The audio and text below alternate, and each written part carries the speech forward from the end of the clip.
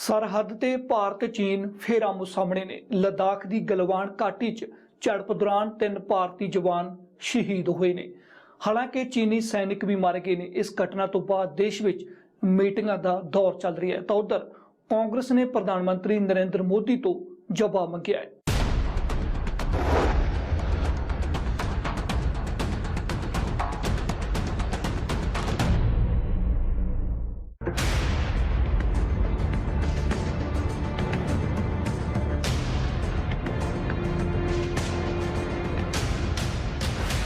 भारत चीन विच कई दिनों तो चल रही कशमकश अखीर हिंसक रूप लै गई। भारत चीन सरहद उत्ते लद्दाख की गलवान घाटी च दोवें देशों के जवानों च हिंसक झड़प हो गई। नतीजा 3 भारतीय जवान शहीद हो गए, जिन्हां विच एक अफसर अते 2 सैनिक ने। हालांकि कार्रवाई दौरान चीनी फौजी भी मारे गए ने। इस घटना बाद दोवां देशों च तनाव होर वध गया। शाम नूं रक्षा मंत्री राजनाथ सिंह के घर हुई बैठक विच विदेश मंत्री CDS अते थल सेना मुखी नरवाणे शामिल हुए।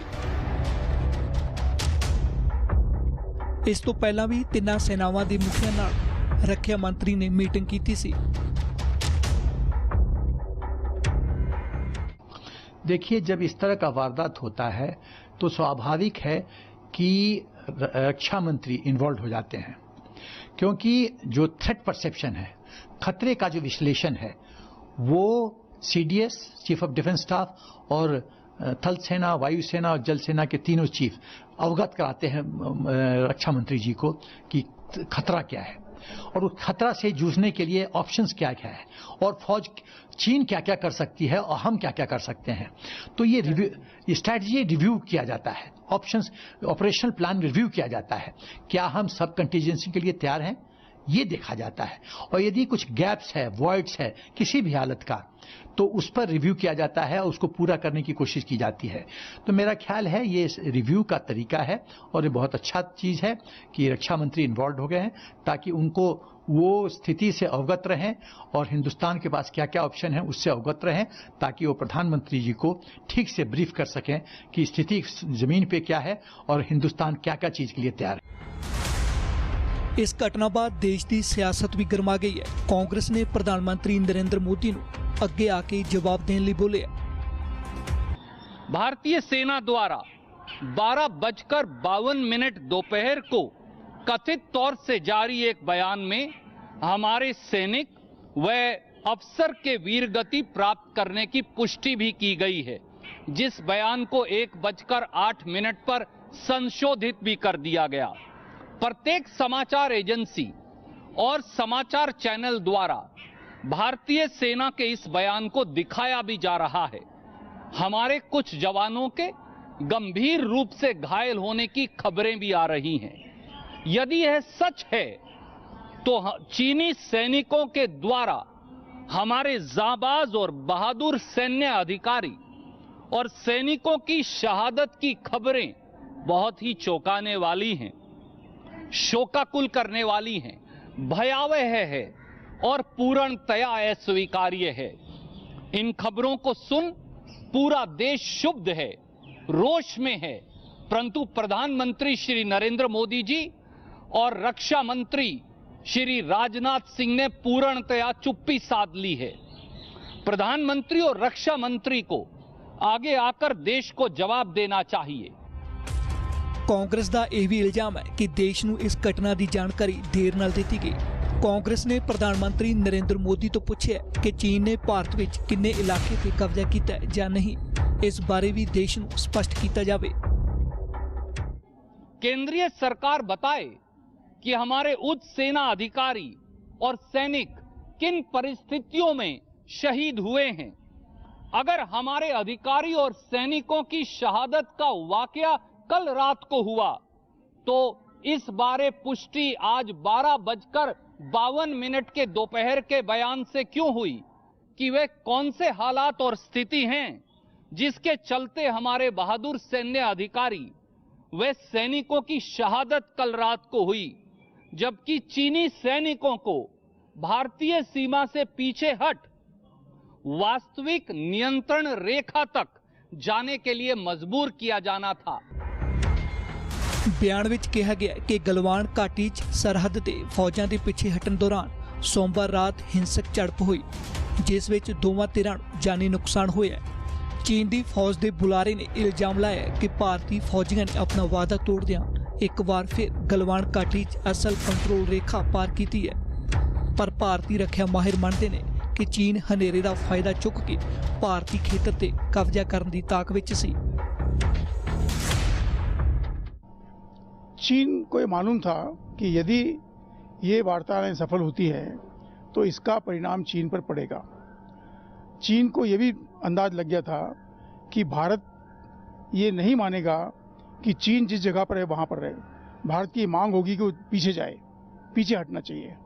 इसलिए मुझे लगता है कि ये वार्ता का बहाना करते करते चीन की इच्छा थोड़ा और अंदर आने की थी। जहाँ ये कल इंसिडेंट हुआ है, रात को हुआ है। रात को कौन सी वार्ता होती है, कहाँ पर बात करते हैं? रात को 1:30 बजे कोई बात करता है क्या? रात को बात करने का तरीका ही दूसरा होता है।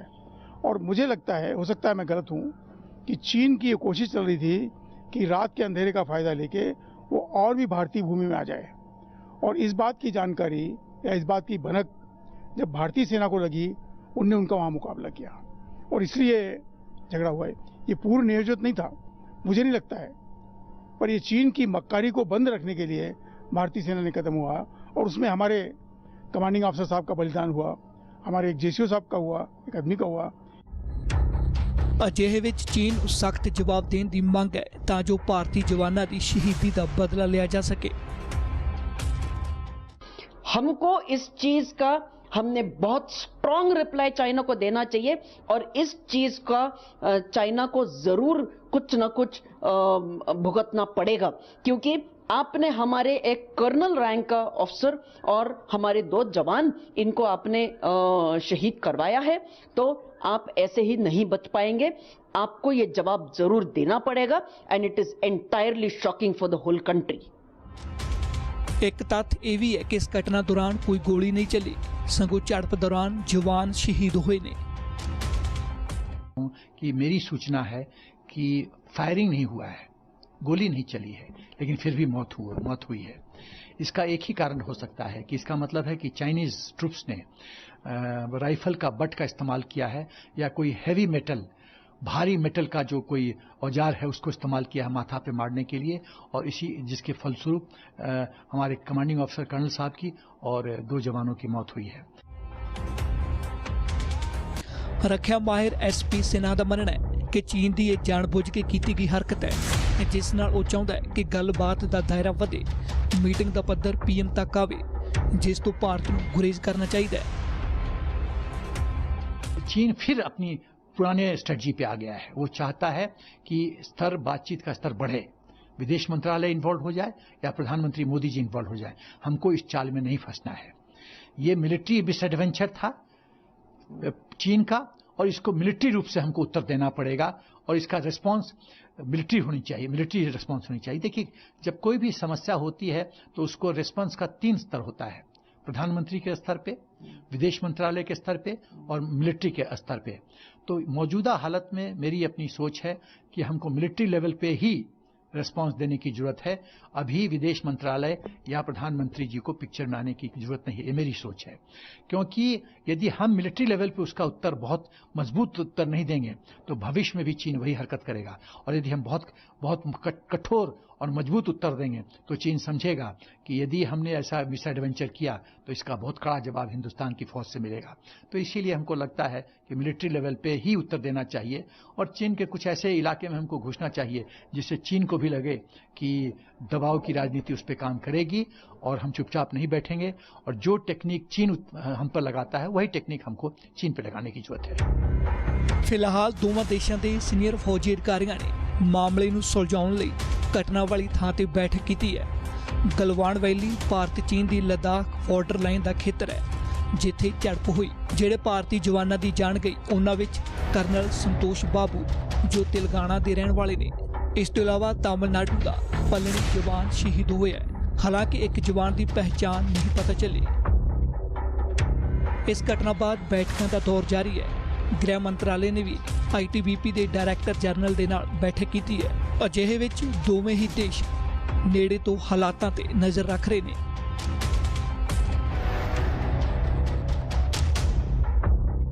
ਫਿਲਹਾਲ ਹੁਣ ਸਮਾਂ ਇੱਕ ਬ੍ਰੇਕ ਦਾ ਤੇ ਬ੍ਰੇਕ ਤੋਂ ਬਾਅਦ ਤੁਹਾਨੂੰ ਦੱਸਾਂਗੇ ਸਰਹੱਦੀ ਵਿਵਾਦ ਬਾਰੇ।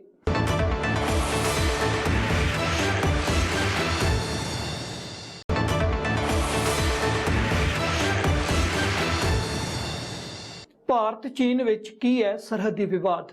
ਇਸ ਵਿਵਾਦ ਦੇ ਉੱਤੇ ਦੋਵਾਂ ਦੇਸ਼ਾਂ ਦੇ ਕੀ ਨੇ ਤਰਕ? ਉਹ ਗਲਵਾਨ ਘਾਟੀ ਜਿੱਥੇ 3 ਭਾਰਤੀ ਜਵਾਨ ਸ਼ਹੀਦ ਹੋ ਗਏ।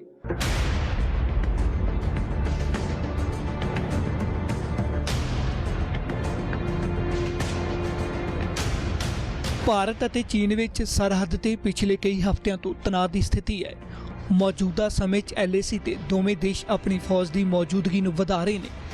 ਗਲਵਾਨ ਘਾਟੀ ਨੂੰ ਲੈ ਕੇ ਦੋਵਾਂ ਦੇਸ਼ਾਂ 'ਚ ਇਸ ਤਣਾਅ ਦੀ ਸ਼ੁਰੂਆਤ ਹੋਈ ਸੀ। ਸਭ ਤੋਂ ਮਹੱਤਵਪੂਰਨ ਗੱਲ ਇਹ ਹੈ ਕਿ 1962 ਬਾਅਦ ਪਹਿਲੀ ਵਾਰ ਇਸ ਖੇਤਰ 'ਚ ਤਣਾਅ ਪੈਦਾ ਹੋਇਆ, ਜਿਸ ਕਾਰਨ 3 ਭਾਰਤੀ ਫੌਜੀ ਜਵਾਨਾਂ ਦੀ ਜਾਨ ਚਲੀ ਗਈ।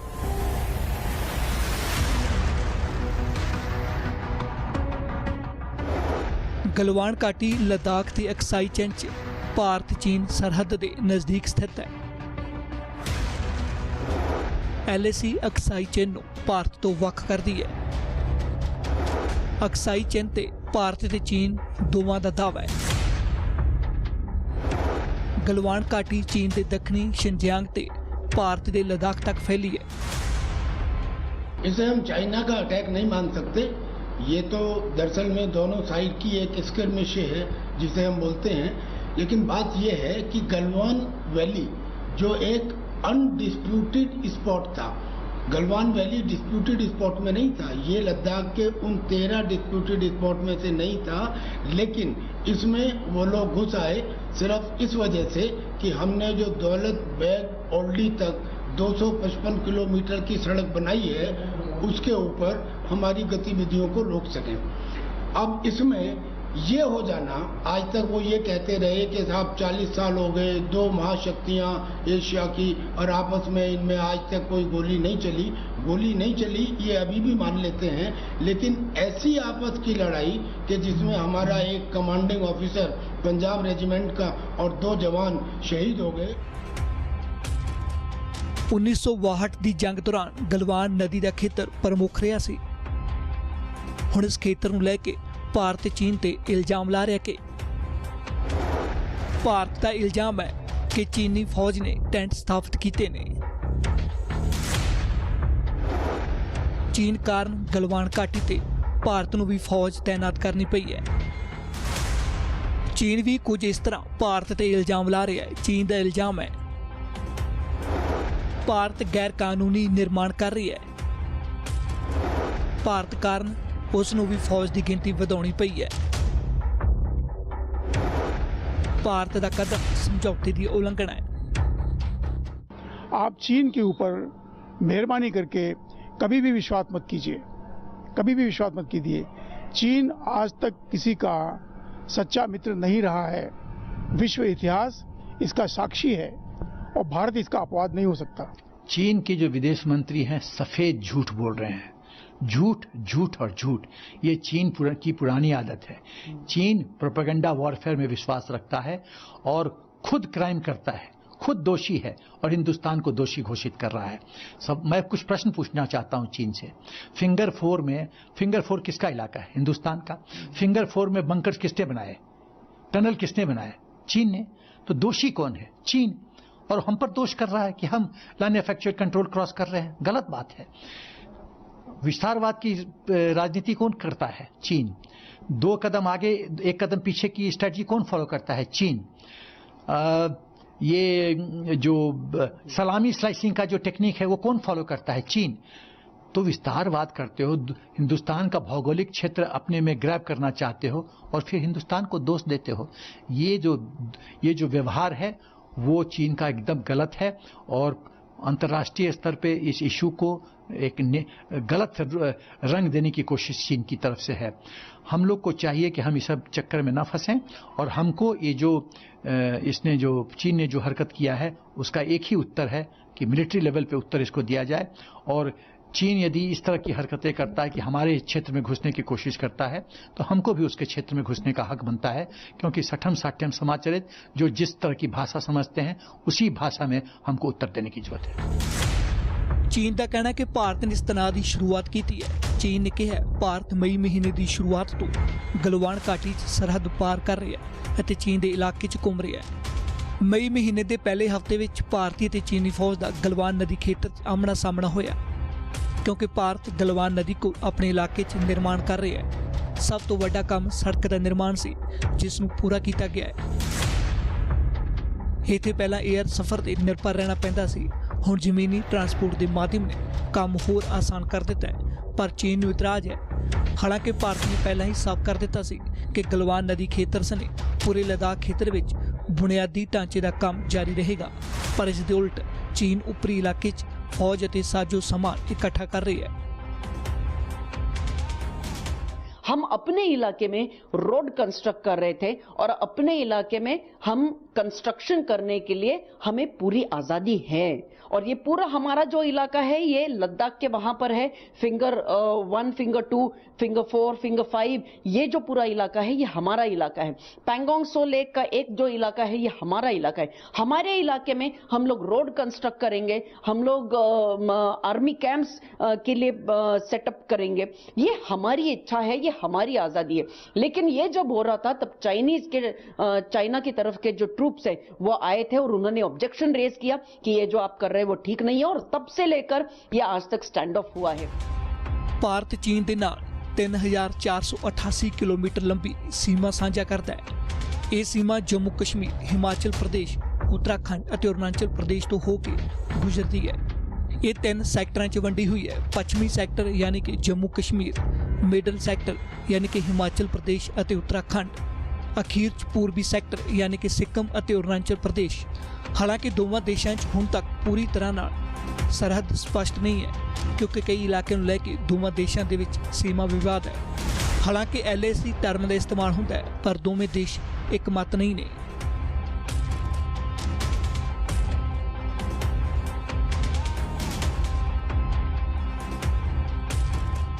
हुण रुकदे एक होर छोटे ਜਿਹੇ ब्रेक ਲਈ।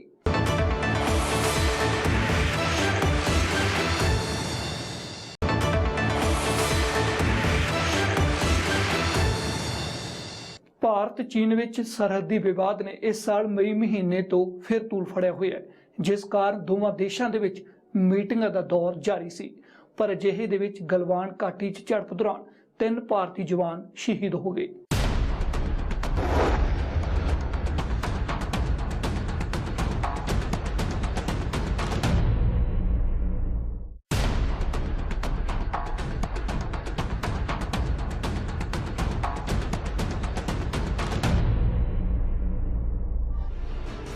ਭਾਰਤ ਚੀਨ ਦੇ ਵਿੱਚ ਚੱਲ ਰਿਹਾ ਸਰਹੱਦੀ ਵਿਵਾਦ ਕਈ ਦੌਰ ਦੀ ਗੱਲਬਾਤ ਬਾਅਦ ਵੀ ਨਹੀਂ ਸੁਲਝ ਪਾਇਆ। ਹੁਣ ਮਾਮਲਾ ਹਿੰਸਕ ਝੜਪ ਤੱਕ ਪਹੁੰਚ ਗਿਆ। लद्दाख ਦੀ ਗਲਵਾਨ ਘਾਟੀ 'ਚ ਦੋਵਾਂ ਤਰਫ ਦੇ ਫੌਜੀਆਂ 'ਚ ਹਿੰਸਕ ਝੜਪ ਹੋਈ ਹੈ, ਜਿਸ ਵਿੱਚ ਭਾਰਤ ਦੇ ਇੱਕ ਅਫਸਰ ਅਤੇ 2 ਜਵਾਨ ਸ਼ਹੀਦ ਹੋ ਗਏ।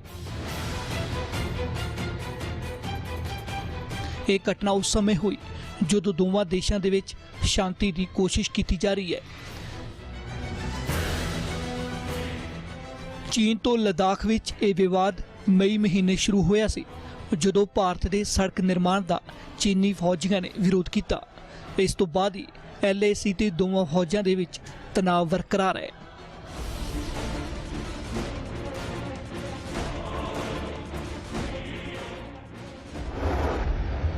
5-6 मई की रात ਨੂੰ ईस्ट लद्दाख की पैंगोंग झील ते दोवां देशां दे जवानां 'च झड़प हुई सी।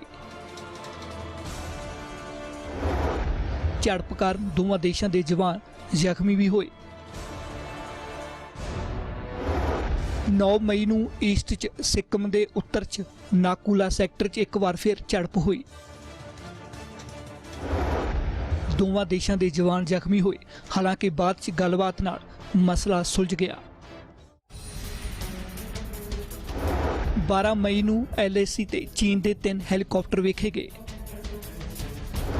इतराज बाद चीन के फौजी वापस चले गए।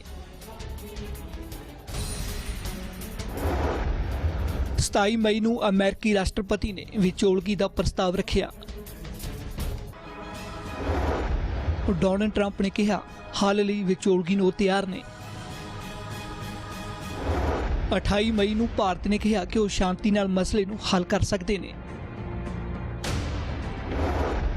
ਚੀਨ ਨੇ ਵੀ ਡੋਨਾਲਡ ਟਰੰਪ ਦੀ ਵਿਚੋਲਗੀ ਨੂੰ ਰੱਦ ਕਰ ਦਿੱਤਾ।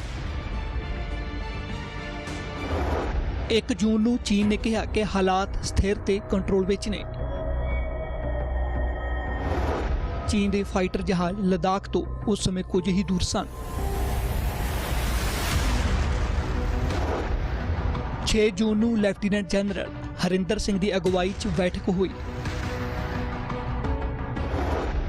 ਦੋਵਾਂ ਦੇਸ਼ਾਂ 'ਚ ਮੀਟਿੰਗ ਨੂੰ ਸਹੀ ਦਿਸ਼ਾ ਵੱਲ ਦੱਸਿਆ ਗਿਆ। 11 ਜੂਨ ਨੂੰ ਪਤਾ ਚੱਲਿਆ ਕਿ ਚੀਨੀ ਫੌਜ ਵੱਡੀ ਗਿਣਤੀ 'ਚ ਮੌਜੂਦ ਹੈ। ਭਾਰਤ ਨੇ ਵੀ ਆਪਣੀ ਫੌਜ ਭਾਰੀ ਗਿਣਤੀ 'ਚ ਲਾ ਦਿੱਤੀ।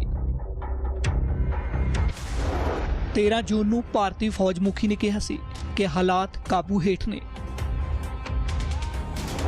ਭਾਰਤ ਨੇ ਕਿਹਾ ਕਿ ਗੱਲਬਾਤ ਨਾਲ ਹੱਲ ਨਿਕਲੇਗਾ। 15 ਜੂਨ ਨੂੰ ਭਾਰਤ ਚੀਨ 'ਚ ਕਮਾਂਡਰ ਅਫਸਰ ਲੈਵਲ ਦੀ ਮੀਟਿੰਗ ਵੀ ਹੋਈ। ਪਹਿਲਾਂ ਵਰਗੀ ਸਮਾਨ ਸਥਿਤੀ ਕਾਇਮ ਕਰਨ ਲਈ ਚਰਚਾ हुई सी। क्लैश हुआ है जब मीटिंग हो रही थी, जिनमें जनरल लेवल की मीटिंग हो रही थी, फ्लैग मीटिंग हो रही थी, नेगोशिएशन चल रहे हैं, उस समय अगर फायरिंग हुई है उसको कहते हैं परफिडी। जो जिनीवा कन्वेंशन की लैंग्वेज में ये एक क्राइम है, वॉर क्राइम है। और इन्होंने अगर ये परफिडी की है मतलब धोखाधड़ी की है तो इसका उनको खामियाजा भुगतना पड़ेगा। उन्होंने ये कार्रवाई शुरू करी तो इसके लिए तो इंक्वायरी तो पूरी होगी, वो भारत पे डिपेंड करता किस तरीके से करें। पर जो प्रवक्ता ने जो कहा बिल्कुल ठीक कहा है, पर ये जो है मीटिंग्स हैं वो स्थगित नहीं हुई हैं, वो चल रही हैं। इसका मतलब दोनों साइड कंट्रोल करने की कोशिश कर रही हैं। क्वेश्चन ये है, ये बहुत सीरियस मुद्दा है और इसमें तीनों सर्विसेज का मामला इन्वॉल्व है। एयरफोर्स ऑलरेडी वहाँ है, ऑलरेडी चारों तरफ है, नेवी अपने पूरी सतर्क है। और यहाँ तक जहाँ तक की सुझाव हम यही देंगे कि इस समय अगर मामला बढ़ता है और ऊपर उठता है तो हमारी नेवी को मालदीव्स पे जाके उनके जो आर्टिफिशियल आइलैंड है उसके ऊपर कैप्चर कर लेना चाहिए। और जो जितने 40-50 किलोमीटर के इलाके हैं हमारे को उसके ऊपर जाके स्ट्रेट अवे कैप्चर करना चाहिए और फिर नेगोशिएटिंग चलने दीजिए। नेगोशिएटिंग अगर अब बात आगे बढ़ती है तब, अभी नेगोशिएटिंग चल रही है, हम नेगोशिएशंस की इज्जत कर रहे हैं, पर अगर अब पुश कम्स टू शव तब ये होगा। इन्हां तमाम कोशिशां दे बाद 16 जून ਨੂੰ ਖਬਰ ਆਈ ਕਿ ਗਲਵਾਨ ਘਾਟੀ 'ਚ ਭਾਰਤ ਅਤੇ ਚੀਨ ਦੇ ਫੌਜੀ ਜਵਾਨਾਂ 'ਚ ਹਿੰਸਕ ਝੜਪ ਹੋਈ ਹੈ। ਝੜਪ ਵਿੱਚ 3 ਭਾਰਤੀ ਜਵਾਨ ਸ਼ਹੀਦ ਹੋ ਗਏ, ਜਿਨ੍ਹਾਂ 'ਚ ਇੱਕ ਅਫਸਰ ਅਤੇ 2 ਸੈਨਿਕ। ਇਸ ਘਟਨਾ ਬਾਅਦ ਸ਼ਾਂਤੀ ਦੀਆਂ ਕੋਸ਼ਿਸ਼ਾਂ ਨੂੰ ਵੱਡਾ ਝਟਕਾ ਲੱਗਿਆ ਹੈ।